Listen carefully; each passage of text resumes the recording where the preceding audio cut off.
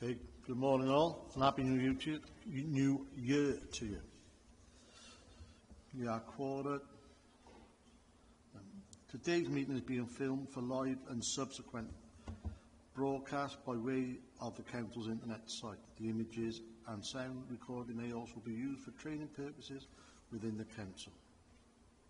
As you will see from the agenda papers, generally the public seating areas are not filmed. However, by entering the meeting room and using the public seating area, you are consenting to being filmed and the possible use of those images and sound recordings for webcasting and or training purposes. Proposed public speakers have been made aware of the broadcasting arrangements prior to this meeting.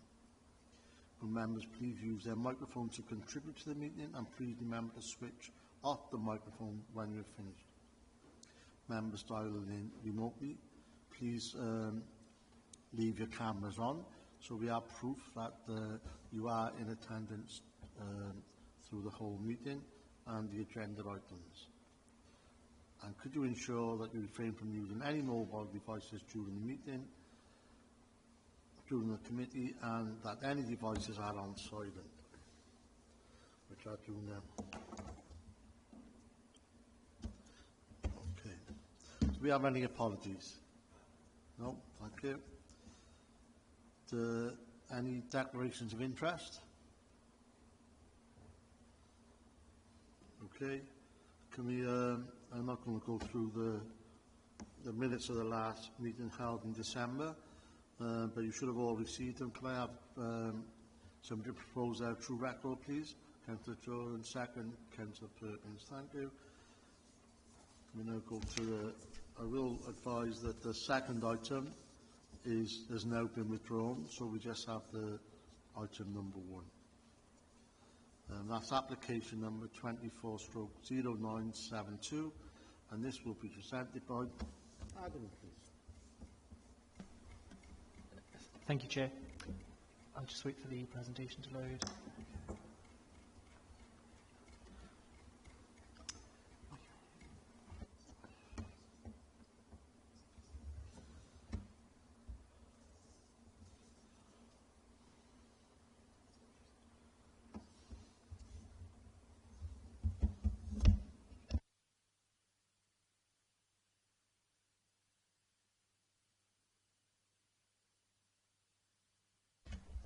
Apologies, thank you all.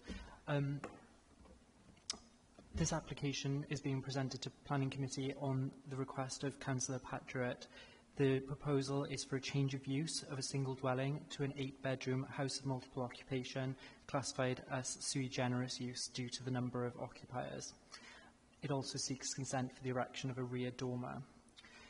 The application site comprises number 60 Ombersley Road, located on the corner of Ombersley Road and Upton Road. The property is arranged as a double-fronted, semi-detached property, which already benefits from its loft space being converted. The property's design consists of double front, gable end, and constructed of red brick with a low boundary wall. The property benefits from an existing single-storey side garage extension and a single-storey rear extension arranged as storage. The property benefits from a rear amenity space and 2 vehicular crossovers, one on Ombersley Road providing access to the garage and one on Upton Road providing access to a hard standing within the rear amenity area. The site is within the defined settlement boundary as shown on the proposals maps that accompany the Newport City Local Development Plan, and is located within a residential area characterised primarily by high-density terrace dwellings with limited setback from the highway. As previously stated, this application seeks consent for a 8-bedroom house of multiple occupation. The external changes are limited primarily to the internal arrangement, so members will note the shared amenity space located at the rear of the property, comprising of a kitchen and living area, and 2 bedrooms at ground floor, both with ensuite. First floor is proposed to be arranged as 4 bedrooms, 3 with ensuite and 1 with an off-suite arrangement. And then within the loft space, 2 bedrooms, both with ensuite. To assess applications of this nature, LD Local Development Plan Policy H8 is pertinent, and as is our adopted supplementary planning guidance for houses of multiple occupation. That requires us to assess the density of properties within the area and the percentage of those properties that are arranged as HMOs. The map shown on screen shows the number of HMOs within the immediate area, and the orange circle shows the extent of the 50-metre radius. In this area, there's a 15% threshold for houses of multiple occupation. In this case, one other property is currently a house of multiple occupation. This would result in a total of 2 properties, which is well below the 15%. Therefore, the proposal is considered to be compliant with that element of the policy. Additional considerations, such as impact upon parking, have also been considered, as are required by the policy, and the application has been supported by a parking survey. Our local highways authority have reviewed this application and raised no objection based on the findings of the survey and the expected impact of the proposed development. In this instance, we have an existing residential property in a residential area. The proposed use would remain as residential, and it's deemed to be fully compliant with the relevant policies of our local development plan. We've not been able to identify any unacceptable level of harm that would arise from the proposal, and therefore it is recommended for approval. There have been a number of objections raised from the public consultation. However, as previously stated, the local planning authority have not been able to identify any unacceptable level of harm that would arise from this. It's considered to be a suitable, sustainable location for this. The property, it's a large property, able of accommodating 8 occupiers without resulting in overdevelopment, and there is a rear amenity space there for occupiers to use, which again adds to the overall usable amenity space for future occupiers. The rooms and space standards are compliant with the requirements of our SPG, and therefore the application is recommended for approval. Thank you.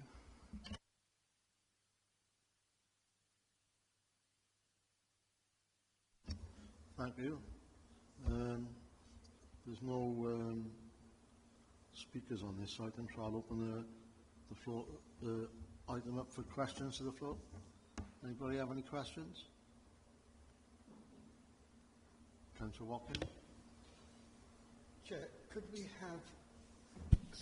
we have a footprint of the property and where the bin storage is likely to be?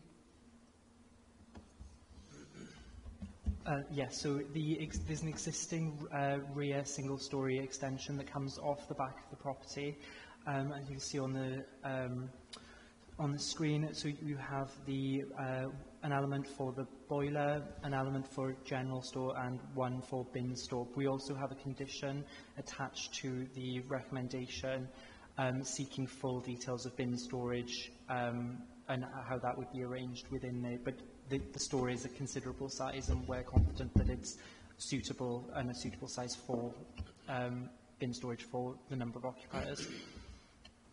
So we don't know where that bin storage is at the moment? So there's, if I just go to the photos, you'll note the existing single-storey rear extension that comes off the back of the property, just here. So that's already arranged as 3 separate sort of compartments, for use of a better word.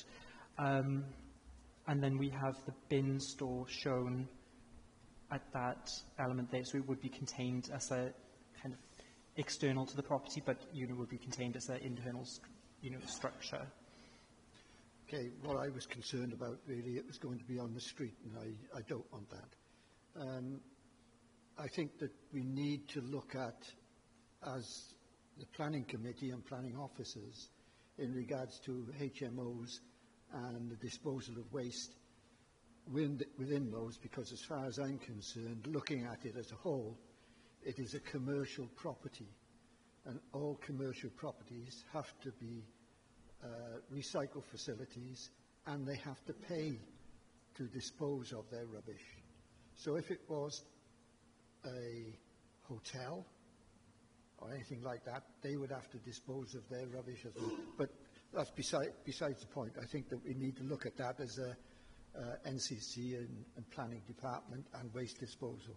But, you know, long as they've got disposal waste facilities there and it's not on the street line, I'm quite happy with that. Thank you, Chair.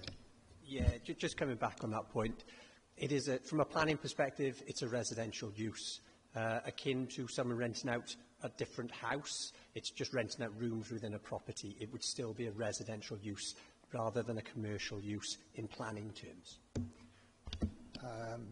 I must disagree with you, Andrew, but I think that's up for discussion.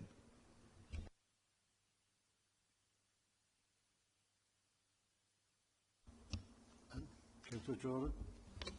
Yeah, thanks, Chair. I totally agree with what Councillor Watkins has said. I mean, at the end of the day, you know, if it is residential use, but they're only paying one lot's of council tax for 8 bins, everything else, do you mean? You know, there's got to be some way around that, you know, as a charge extra for that. My other concern as well is what is the size of the rooms for them, and also is what sort of percentage-wise do you take off, like, for neighbours complaining or representation? Because only there's 23 objections. You know, what's your limit, or don't you have a limit towards any objections from residents? Well, there are no limits in terms of the number of objections. You know, the number of objections are, you know, just proportionate to what people want to give, really. So, of course, every representation is considered, and each one is a material consideration. As you can appreciate, with the nature of the development, many of the issues raised are covering the same themes. So it's, you know, kind of impact upon the character of the area, impact upon parking provision, and to an extent, just a dislike for the type of application and a not wanting this in this location, or, you know, in the area that people are living. But equally, from a planning perspective, you know, it is a residential use. It's an existing residential property within a residential area. So from that perspective, there is no conflict in terms of a use. It's, you know, I mean, I understand there's a perception that's attached to a HMO, but I mean, there's nothing to stop you getting a greater impact from anyone moving in next door, whether it's arranged as a single-family home or as a HMO. And so in respect of your question in terms of room sizes, each room size is sufficient for one occupier in accordance with our supplementary planning guidance, which is why we've attached a condition, or recommended a condition be attached to any consent, limiting the overall number of occupiers and the number of residents per room.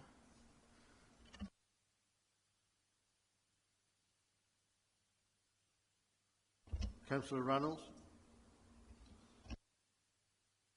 Thank you, Chair. Two things if I can. One is just going back to Councillor Watkins' comments. I have to completely endorse what he just said as well. But it's highlighted something that I've mentioned a few times in the past, which is the difference between the regulations that we have to adhere to, and I'm not sure how much influence we've got over changing those regulations, but the difference between that and the actual reality. You know, to all intents and purposes, it is a commercial building.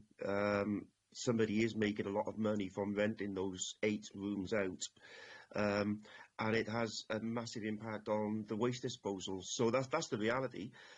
But I understand also what Andrew's saying, in that the regulations, which we have no influence over, as far as I know, says that it's a commercial, it's a residential property, and it has to follow the rules according to that. So I think there is a debate to be had there. There's how much influence we've got as a planning committee over changing that, I don't know. And that sort of leads into my second point, really, which again is the reality of things. We've got, again, I've raised this before, but to me, this ridiculous 50-metre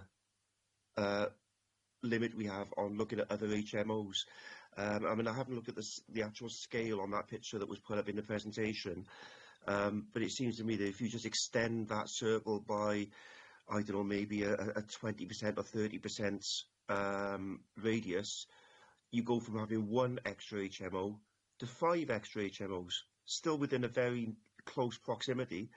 And the reality for the people living around there is that they have those 6 HMOs within their neighbourhood. That's the reality. But the planning regulations that we have to adhere to say there's only one HMO in that area, therefore it passes all the regulations. So in terms of planning regulations, there's nothing we can do to say, no, we disagree with this. You know, I think we have to pass it. There's no getting around that. But I do have a lot of concerns about the other difference between what we have to adhere to and the actual reality for people who live in those areas. I know that's not a question, it's a comment, but I felt I just wanted to raise that yet again. Yeah, thank you, Chair. Councillor, thanks for that. I'm just going to come back in on this because, as I said, it is a comment that comes up in consultation on the replacement local development plan about the SPG, the threshold, whether they should be 50 metres, 100 metres. Now, we're aware of this. Now, when Adam put that area photo, you know, the overview showing the concentration, it does look to be a lot. But this proposal would be 6% within 50 metres. We've also done, just because we did expect that question to come up, a paper exercise to see what it would be if we extended that threshold to 100 metres. You do get 5 HMOs in there, you're correct, but you get 107 properties. So actually, the percentage goes down. So it's not a case of just increasing the threshold necessarily means a higher percentage because you're throwing in a lot more properties as well. So I can advise, we have looked at that and we'll look at that going forward. But in this case, as I said, it doesn't change anything. It actually reduces the percentage. It's just when you look at that, because we're highlighting the HMOs, they look really big. If we highlighted the non-HMOs, you wouldn't even notice the 5 that we've got on that plan. So I am aware of that, but that's obviously how we do it. But it's just to reassure members, there's still a low percentage of HMOs in the wider area. Thanks for that, Andrew. I appreciate the clarification. I mean, I was looking at the pitch, the diagram, and I was trying to sort of gauge how many extra properties would be in that circle. It obviously is hard to do it from a picture like that. It didn't look to be that many, to be honest. But obviously, when you, as you say, if you counted them yourself, and it's more than it looks. So yeah, I appreciate that. Thank you. Thank you, Chair. Thank you, Councillor Harvey. I take my hand down, Chair. The question I was going to ask has been asked. Thank you. Thank you, Councillor Howell. Thanks, Chair. Excuse me. Is this area in any of the flood risk areas? It's not mentioned in the report, so I presume not, but if you could confirm. And secondly, you've reached the conclusion that it isn't overdevelopment. There's a very small sort of shared area in the property on the ground floor, which comprises a kitchen and dining area. There isn't much sort of communal recreation space, and the rooms are quite small. So I'm interested to know why you think it's not overdevelopment, because to me, I think there's probably one too many bedrooms in the property, and one of those ground floor bedrooms ought to be a shared living space. But get some views on that. Yeah, absolutely. So the site does not fall within any of the defined flood zones. So the area is quite sort of, located on a relative high ground. So it's outside of any of those. In respect of it not resulting in overdevelopment, I think we have quite a significantly sized property as existing. All of the space there has already been converted, particularly within the loft, and is available for use. This property could accommodate easily this number of occupiers anyway as a single family home. So in terms of that, we don't have any concern there. It's not there's no significant extension or alterations required to accommodate the use. Additionally, like you say, in terms of assessing these applications, I think consistency is obviously really key, and that's why we have our the requirements of our policy and our supplementary planning guidance, and it does conform with those requirements in terms of those space standards, and that's why it's not considered to result in any overdevelopment of the site. Okay, can I just come back on a further point, Chair, if I can? Thank you for that. So, can you just confirm to me, because this is 8 occupiers, it doesn't get a HMO use, it gets a sui generis use, if I said that right? Which I may or may not Sorry have. for interrupting. What does that mean? One question, what is that? What are the implications? And the second follow-up question for that, which ties into some of the comments from the other councillors. How does that affect the council tax sort of rating and charges? Because my presumption would be on a HMO that each unit would pay its own council tax. But I'm not sure if that's the case and whether that changes for a sui generis use, if that's the right term. So sui generis simply means that it doesn't fall within any of the defined uses. It's outside of any of the defined use classes. So a HMO, to be, within the definition of a HMO, it's up to 6 occupiers. So because this is 8, it falls outside of that. It just doesn't meet that sort of definition within the use class order. And that's why it's sui generis. In terms of any implications that has, it doesn't. I mean, the description of development is very clear, and the plans are very clear, and that we've additionally attached or recommended that a condition be attached relating to the number of occupiers. So in that sense, I don't see that there's any implication at all. I'm not able to answer your question relating to council tax because I don't know. It's Latin for unique use. I'm sure you knew that, but I just thought I'd...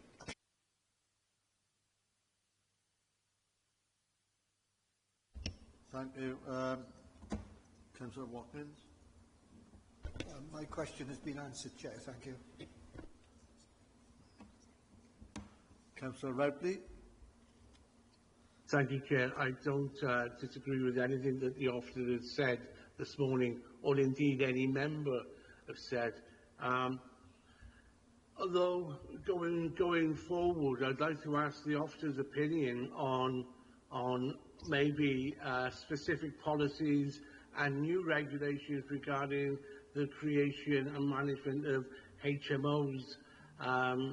Maybe they could include licensing requirements and possible different planning permissions, especially, I would say, if converting a property to a larger HMO property, which is often classified different to that of a typical single-family residence. This is where we're getting to, and I think the committee has picked up on something here. Do we need to revisit the regulations and the specifics of how we, as a planning authority, judge these to be? Could you assist there, please? Yeah, of course. So as part of the replacement local development plan, we will look to provide a policy specifically referencing HMOs and other similar type uses. So that is where we will look at the policy in more detail. Just to give you a quick history on HMOs, prior to 2016, if they were under 6 people living together in a house, they were classed the same as a house in planning terms. A new use class was introduced in 2016. Our adopted local development plan came in advance of that in 2015. So we've got an overarching policy and we're reliant on the supplementary planning guidance. Going forward, we are going to look at introducing a new policy. Members of the public will be consulted on it. So as I said, once we get out to deposit stage, members will be able to comment on that proposed policy to see whether it changes and whether it works as intended. But comes back to, as with everything with planning, it needs to be planning related. So that's what we need to look at, and as I said, it's for others to consider different licensing regimes, etc. That's not for planning policy to do. Thank you. Councillor Linton, I've taken your Sorry, hand out. Chair. Yes, it's just on the same issue, really. Perhaps if we could arrange with officers at a total separate meeting regarding HMOs and a discussion about bin stores and the like and the LVP, so we could discuss all these in our own forum. Thank you. Okay, thank you, Councillor Jordan. Yeah, sorry, another chair, just think. With the bin storage and everything else, how many bins have been provided with this property? So we've conditioned that detail be submitted prior to the beneficial use of it. So at present, the only details that we have is the extent of the bin storage area. I don't have full details of that. We've received comments from, we'll receive details of that and consult it with our waste department and deem whether or not that's suitable, but we would only approve, if the relevant service area of the council were satisfied with that. Just out of that scenario then, do we, if it was just a normal residential house with 6 people living in it, they would only have a 120 litre size bin. Now if you've got 8 people actually occupying that properties there, all they should have at least is a 120 litre bin and maybe a 60 litre bin. We should be looking at that as well, because at the end of the day, that's more wastage for that property as well, do you mean? It is, but it's still one residential property. These aren't flats. As I said, we're confident there's sufficient space in the property to accommodate on-site waste provision. Thank you. So, on that issue then, I know you say it's residential, but 8 people, would they have to contact the waste officers to ask for more bins if they required more bins?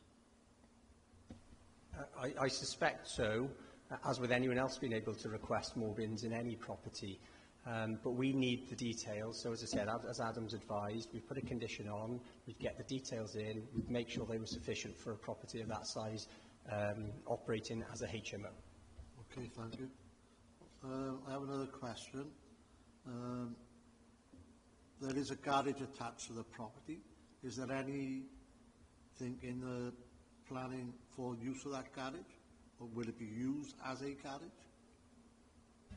So the plans don't show any alteration to the garage. It's shown to be maintained as is. The garage is existing. We don't have any planning policy history for the garage. There is an existing vehicular crossover for it, but we don't have any indication that it would be utilised for any other purpose. Okay, thank you. Any other question, Councillor Jordan? Yeah, well, in that case now, Chair, with that, and if the garage is not, if it's could be used as a garage, what's the ideal of in putting another application later on to exchange that garage into another room? There should be a condition on that. Well, just not, we've got the condition, as Adam's advised. It's a unique use in the first instance. They're clear about that on the face of the application. We've conditioned maximum of 8 occupants, 1 per room. They could come back in at any point. We'd have to consider it on its merits. It doesn't mean it's acceptable.